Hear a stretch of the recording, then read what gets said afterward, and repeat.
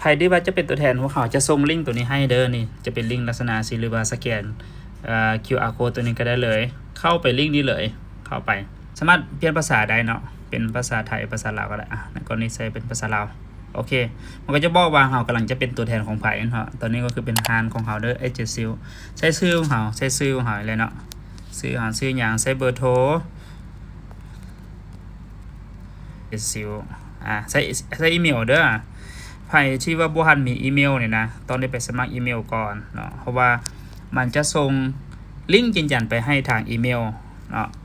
ไผ่บ่มีอีเมลถือว่าบ่สามารถสมัครได้เนาะต้องไปสร้างอีเมลมาก่อนแล้วก็เอาอีเมลนั้นมาใส่เนาะโอเคใส่รหัสเนาะใส่รหัสนี้ใส่2เทื่อเนาะเพื่อเป็นการยืนยันหลังจากนั้นก็ใส่สมัครเป็นตัวแทนได้เลยเนี่ยเพียงเท่านี้เนาะมันก็จะบอกว่าให้ไปยืนยันอีเมลโอเคเปิด Gmail เลยอาจจะใช้เวลานิดนึงนะนี่มันก็จะขึ้นมาแล้วเนาะนี่ Tiger POS ตัวนี้ confirm to email เข้าไปเลยตัวนี้เข้าไปยืนยันเลยเนาะ verify นี่จะเป็นประมาณนี้เนาะสำเร็จเนาะสามารถสมัครเป็นตัวแทนได้สำเร็จแล้วแต่ว่ายังบ่จบเนาะโอเคเข้าไปก่อนให้ซอกหาปุ่มตัวนี้เด้ออยู่ Android อาจจะอยู่ตำแหน่งอยู่ถึงอยู่ลุ่มก็แล้วแต่เนาะให้ซอกหาปุ่มตัวนี้ให้เห็นเนาะเพราะว่าปุ่มตัวนี้เราจะกดไปสร้างไอคอนอยู่ในหน้าจอเราหน้าเห็นแล้วให้กดเข้าไปเลยแล้วก็เข้าไปที่ add to home ในภาษาอังกฤษเนาะ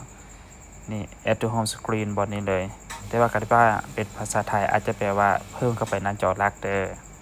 โอเคเข้าไปเลยแล้วมันก็จะให้เป็นแบบนี้เนาะใส่ชื่อไปเลยอาจจะใส่ชื่อเฮาก็ได้หรือบ่ต้องใส่ชื่อหยังก็ได้เนาะนี่แอดเข้าไปมันก็จะไปมีไอคอนอยู่บนนี้นี่เห็นบ่จะขึ้นอยู่บนนี้เลยกดเข้าไปมันก็จะเป็นข้อมูลของเฮาแล้วในตอนต่อไปเนาะนี่ก็คือวิธีการลงทะเบียนระบบตัวแทนเนาะเดี๋ยวต่อไปจะบอกวิธีการสร้างออเดอร์แล้วก็การใส่ฟีเจอร์ต่างๆเด้อใครที่ว่าจะเป็นตัวแทนของเขาจะส่งลิงก์ตัวนี้ให้เด้อนี่จะเป็นลิงก์ลักษณะสิหรือว่าสแกนQR code ตัวนี้ก็ได้เลยเข้าไปลิงก์นี้เลยเข้าไปสามารถเปลี่ยนภาษาได้เนาะเป็นภาษาไทยภาษาลาวก็ได้ในกรณีใช้เป็นภาษาลาวโอเคมันก็จะบอกว่าเรากำลังจะเป็นตัวแทนของไผ่เนาะตอนนี้ก็คือเป็นฮานของเขาเด้อเอเจซิลใช้ชื่อของเขาใช้ชื่อของเขาเลยเนาะชื่ออย่างใช้เบอร์โทรเอเจซิลใช้อีเมลเด้อไผ่ที่ว่าบ่ทันมีอีเมลเนี่ยนะตอนนี้ไปสมัครอีเมลก่อนเนาะเพราะว่า